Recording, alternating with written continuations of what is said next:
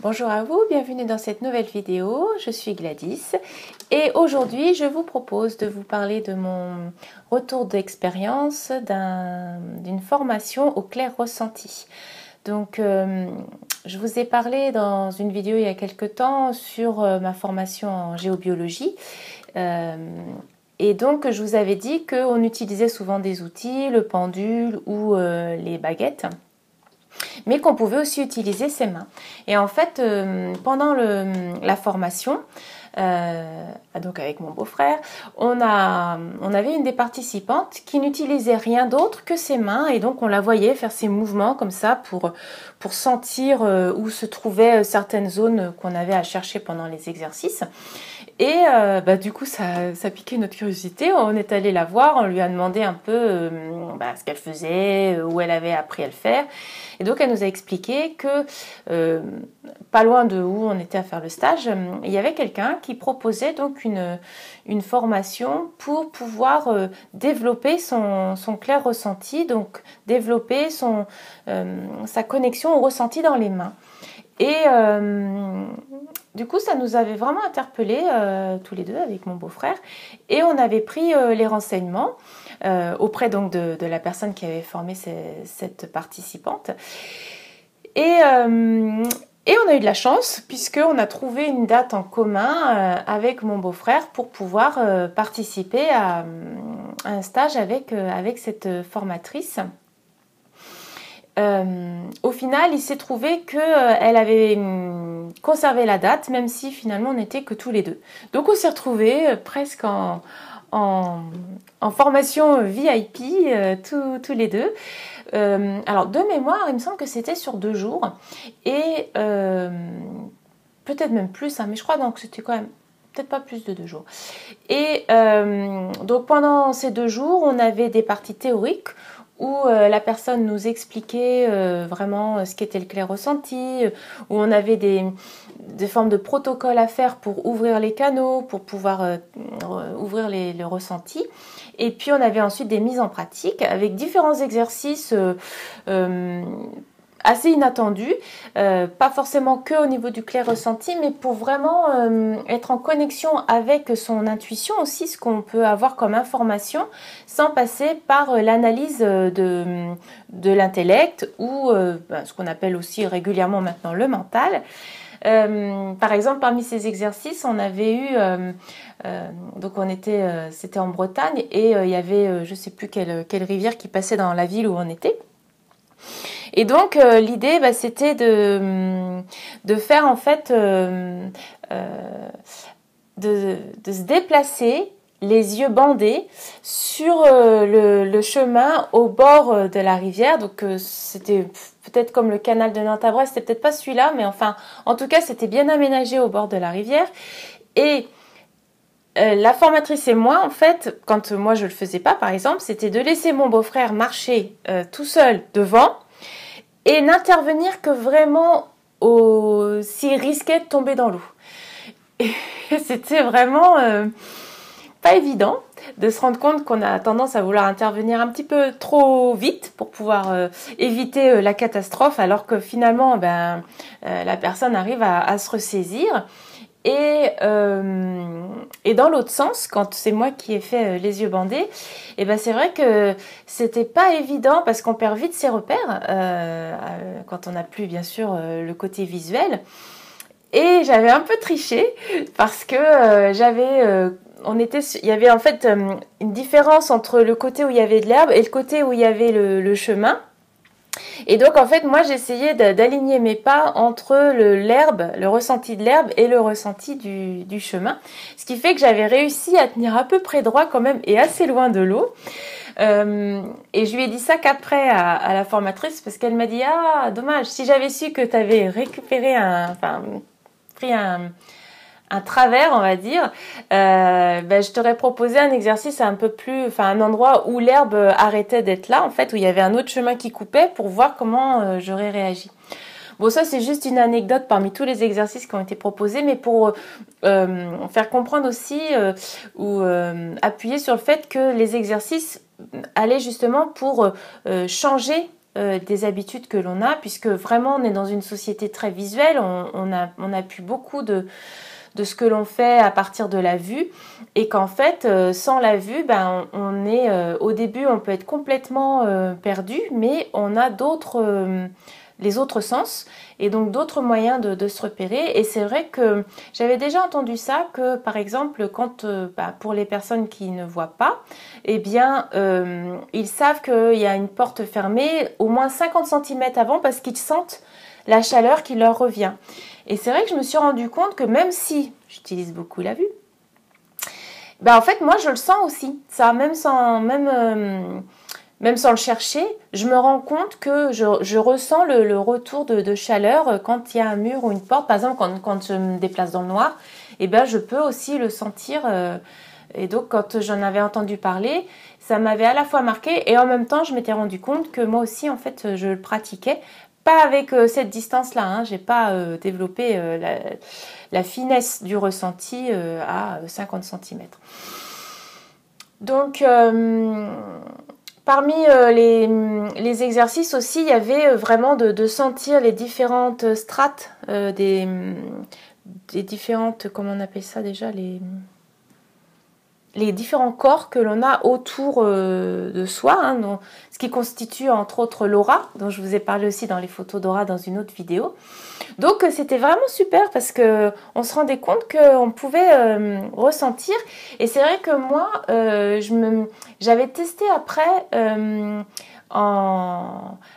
avec d'autres personnes, où je faisais avec les mains des recherches qu'on faisait en géobiologie, et d'autres personnes qui avaient les baguettes. Donc je leur disais pas que moi je cherchais seulement avec les mains, et je regardais après les réponses que les autres avaient avec les baguettes, et on tombait à la même chose sans qu'ils le sachent en fait. On avait la même convention, on recherchait la même chose, mais ils m'avaient pas vu faire avant, ils savaient pas que moi je vérifiais si on était d'accord.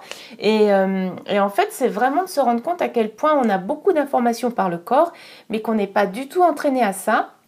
Et même qu'on a dans notre culture une tendance à dénigrer cette capacité-là, et donc à mettre en doute ce qu'on peut ressentir, et à ne faire confiance qu'à des choses tangibles, ou à ce qu'on voit justement, comme je le disais tout à l'heure.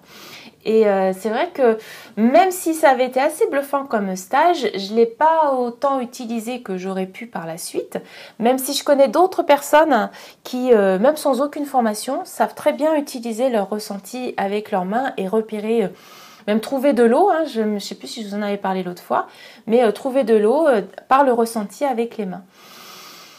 Une autre chose aussi qui m'avait marqué dans ce stage, alors on avait pas mal d'informations, beaucoup de choses, à la fois ésotériques et théoriques. Et donc cette personne qui nous formait recevait aussi des messages. Alors il y avait tout un entraînement aussi pour avoir des réponses de oui et de non selon une aide qu'on pouvait demander. Alors je crois que c'était un guide ou quelqu'un qui était non visible, mais qui pouvait nous donner des réponses selon l'endroit où on le sentait. C'était un oui ou un non. Et c'est vrai que... Alors d'une part ça m'avait interpellée. J'avais appris, mais après, j'ai pas forcément utilisé. Je me rappelle que la formatrice avait dit, oui, elle s'en servait, par exemple, avant d'acheter un livre pour savoir si ce qui était dedans était vrai, selon certains critères, on va dire, ou pas, pour pas perdre du temps, en fait, à lire des livres où le contenu ne serait pas avéré.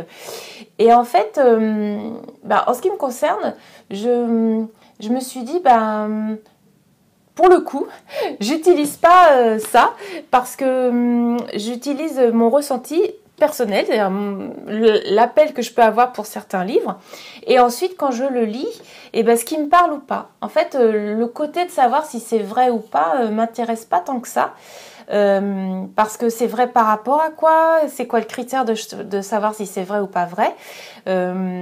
C'est plutôt ce qui me parle ou ce qui me parle pas, ce qui résonne en moi ou ce qui résonne pas en moi, et j'aime bien avoir plutôt ce critère-là, parce que ça m'ouvre l'esprit, et puis aussi je ne donne pas la capacité de savoir si c'est vrai complètement à l'extérieur, ou à une entité par exemple, ou même à des professeurs, à des scientifiques.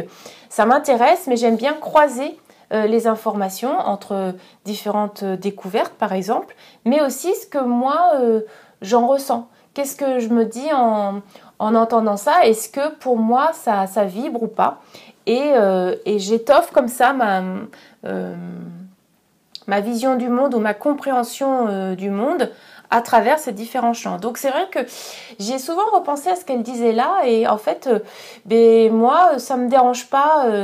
Je veux pas, j'ai pas ce côté de vouloir gagner du temps en gardant que ce qui est vrai. Je préfère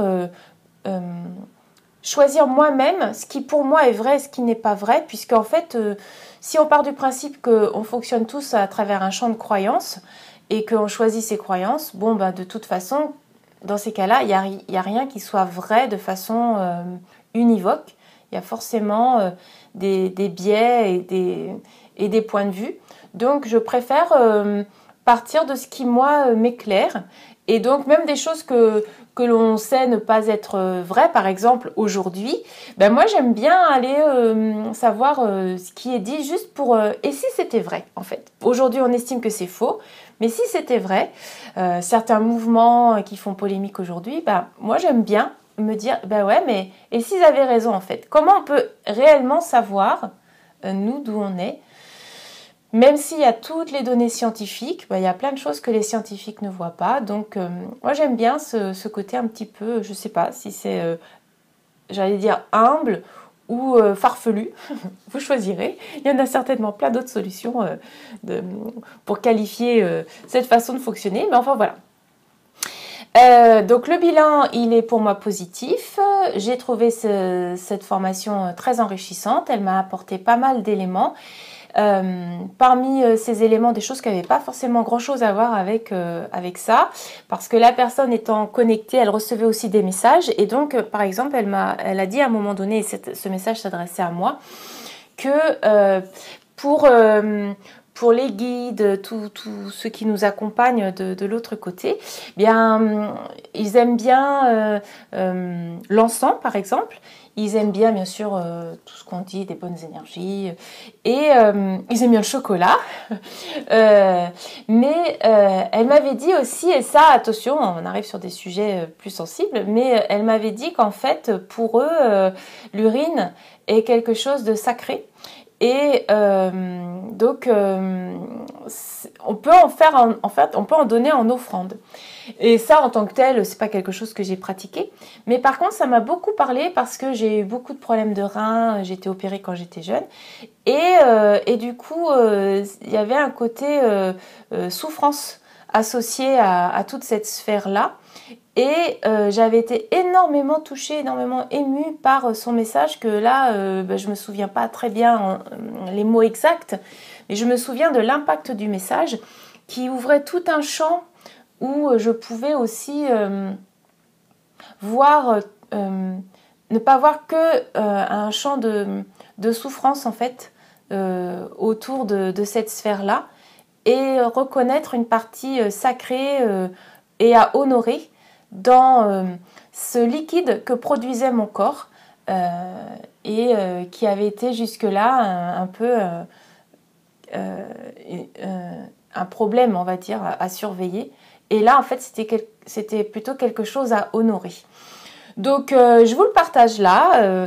Ça n'a pas de rapport direct avec ce stage, mais c'était pour vous partager aussi ce que j'en ai ramené de ce stage, ce qui m'a été dit et qui m'avait beaucoup touchée. Si jamais cela pique votre curiosité là aussi, si vous êtes tenté de développer votre clair ressenti ou votre confiance dans le ressenti de votre corps, eh bien, vous pouvez donc chercher des personnes qui proposent ce genre de stage. Je suppose que ça n'existe pas que là où je l'ai fait. Ceci dit, je demanderai si ça intéresse la personne que je mette ses coordonnées, auquel cas je le mettrai sous la vidéo si elle est d'accord. Voilà donc pour ce retour d'expérience. J'espère que ces informations vous ont été utiles, vous ont intéressé et je vous souhaite une bonne journée. Je vous remercie de votre présence et je vous dis à bientôt pour une prochaine vidéo.